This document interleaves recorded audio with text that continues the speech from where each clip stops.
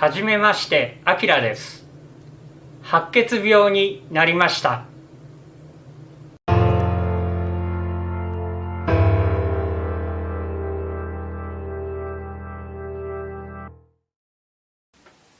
こんにちは。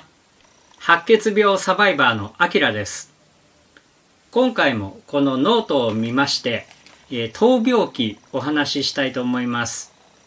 前回までに入院33日目あたりまでの、病院での状況などを、お話ししています。詳しくは過去の動画をご視聴ください。今回お話しします入院34日目、このあたりの状況といいますのは、一旦抗がん剤投与によりまして、悪い白血球ですね。正常ではない白血球が増えすぎていた。それを一旦ぐーっと減らす。そこから正常な白血球が増えてくればよしということで、正常値まで、基準値まで白血球が増えれば一時退院ということも考えられますということで、お話をいただいていた。しかし早い人ではだいたい1ヶ月ぐらいをめどに、一時退院がありますよと、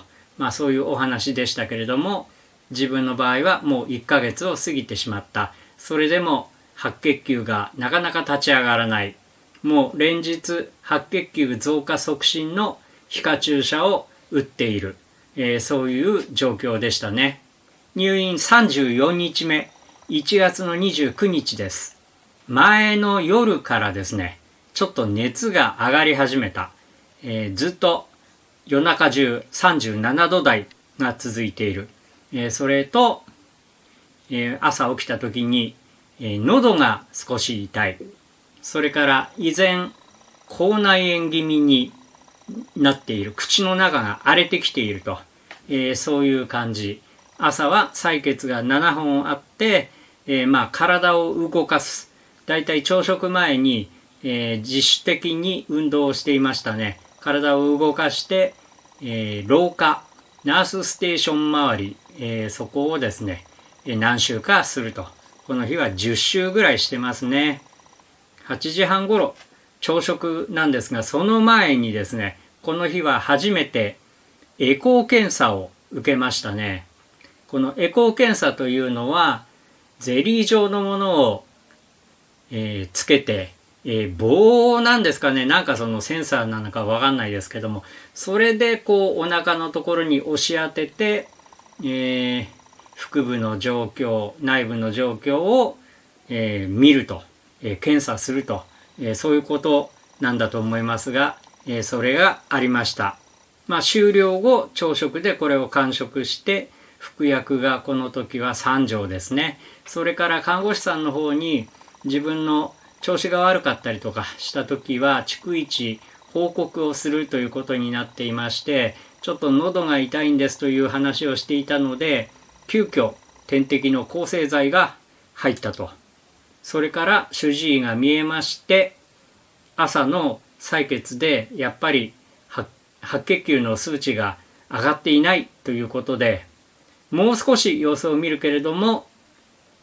どうも何か別の手段をやはり講じなければいけなくなりますねというお話がありました。それから血液検査の結果から血小板の数値も相変わらず低いということで、この日予定されていたリハビリも中止。そして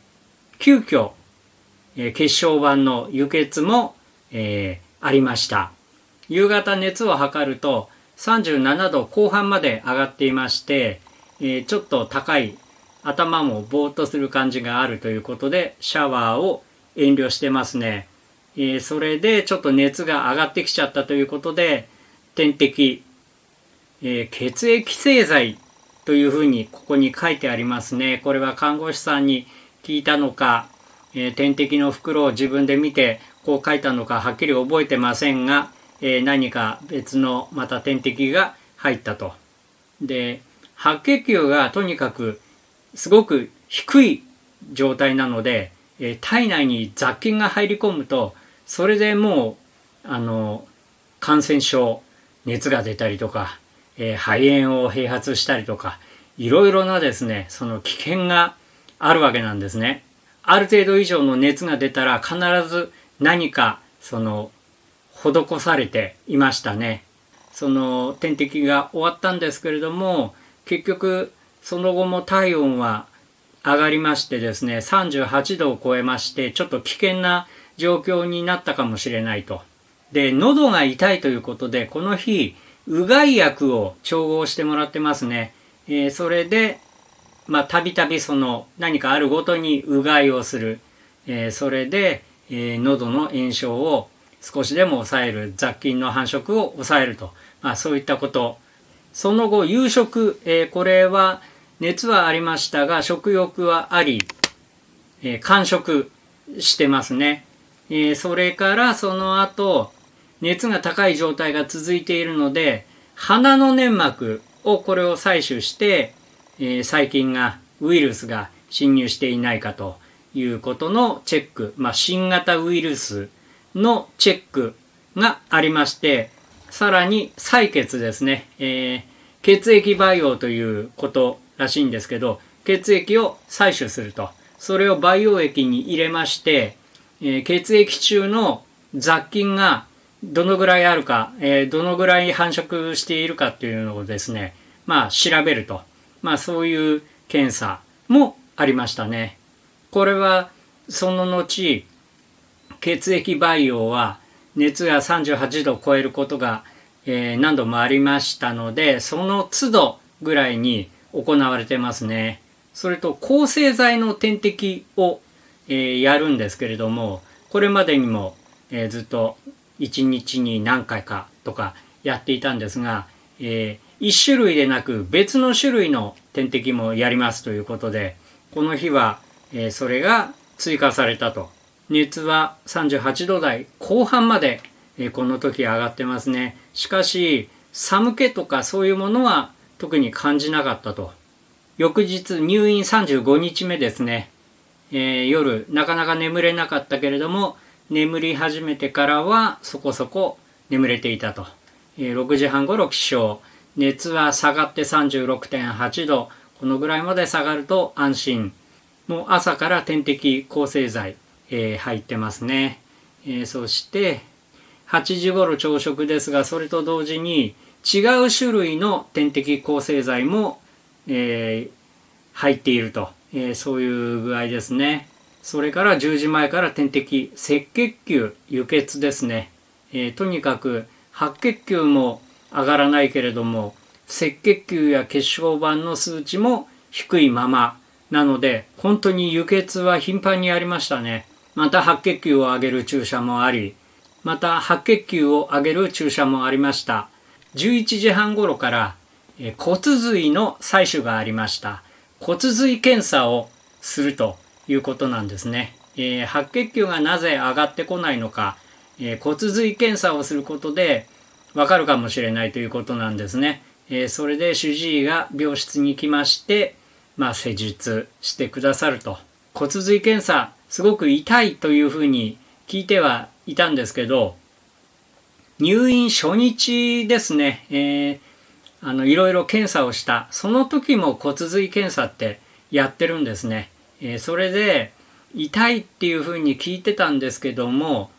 事前に麻酔の注射を打つんですね。それからグッとやる。確かにゴリッという感じはあるんですけれども、痛いというほどまでは自分の場合はいかなかったですね。ぐりぐりされてるなっていう、そういう感じ。ただやった後は止血をしなければいけないということで、針を刺した場所を下にしてですね、ガーゼテープをして、自分の体重で、そこに重しをかけると。それを1時間ぐらい。そして骨髄検査をやった日はシャワーはなしという、そういう、ことになってましたね。で、その間にもですね、血液製剤の点滴ですとか、午後抗生剤の点滴、とにかく点滴が多いですね。それで体重も点滴が入っているそれだけでだんだん増えてしまうということで、体重急増ということになってますね。で、夕方また熱がちょっと上がってきまして、37度後半へ差し掛かろうかというところですね。とにかく一旦手からその点滴が外れて、手は自由に動かせるよっていう時期があったんですけど、この頃になるともう点滴になってまして、ずっとまた点滴台に常時何かしら体に点滴が入ってくるということで、つながれている。だから、廊下などを歩いて体力維持に努める。そんな時ももう点滴スタンドを持ってですね、ゴロゴロ引きずりながら、押しながら、はべらせてですね、廊下を歩くみたいな感じになってましたね。で、そんな中なんですけれども、この日、看護師さんから一時帰宅へ向けての簡単な説明があったんです。で、薬をとにかくたくさん飲まなければいけない。その薬の管理をする方法みたいな、こういう感じで飲んでくださいというようなお話と、食べ物の制限がありますよと、そういったお話を、プリントをいただきましてですね、それを読んで、理解してください。わからないところは質問してくださいというような、そんな感じでですね、説明を受けたと。夕食の後、主治医が病室に見えまして、その日の骨髄検査の結果、もう出てるんですね。そのことについてお話がありました。白血球自体は、少し新たに作られているようだと。だからもう少しちょっと様子を見て、数値が上昇してくる、それを経過を観察したいと。ただ数値の上昇が見られない場合は、一時帰宅なしに同種造血管細胞移植、骨髄移植、もしくは再体血移植、これをやる可能性が強まったと、そういうお話だったですね。そもそもそれ以前に自分の場合は染色体異常、遺伝子変異ですね、FLT3 変異、これがあるため薬物療法だけでは、治療が難しいかもしれないというお話を受けていましたので、やはり移植ということになるんだなという、その時強く思いましたね。20時頃、熱を測ると37度ぐらいまで、下がっていたということで、一安心かなと、20時過ぎに点滴の抗生剤が入りまして1時間ほどで終了。22時頃ですね、また別の、点滴抗生剤が入ると。で、それが終了して23時半頃一応の就寝という感じになってましたね。看護師さんがよくお通じありますかと、聞いてくるんですね。それで一時期便が出にくくなっていた時もありました。その時は下剤を飲んでいたんですけれども、この辺りでは、もう下剤は飲まずに結構排便をしていると、そういう具合でしたね。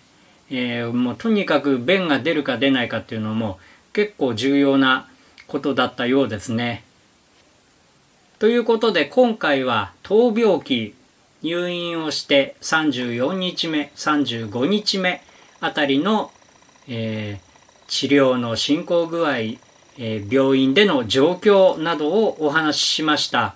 このあたりですね、結構毎日イベント盛りだくさんという感じで、いろいろ点滴が入ったりですとか、先生からお話があったりですとか、